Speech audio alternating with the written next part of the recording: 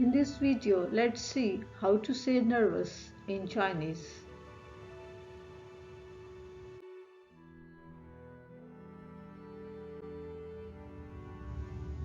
To say nervous in Chinese, the word is jin, jiang, jin, the third tone, jiang, the first tone, jin jiang.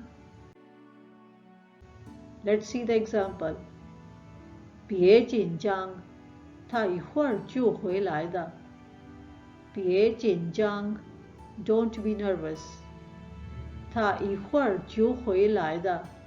He will be back soon. 别紧张，他一会儿就回来的。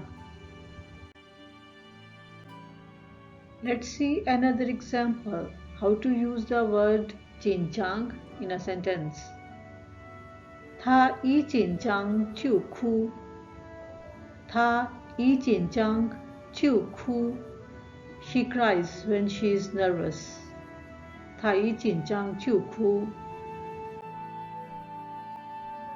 Let's see another example. 我每次参加考试之前都很紧张。I feel nervous every time when I take exam.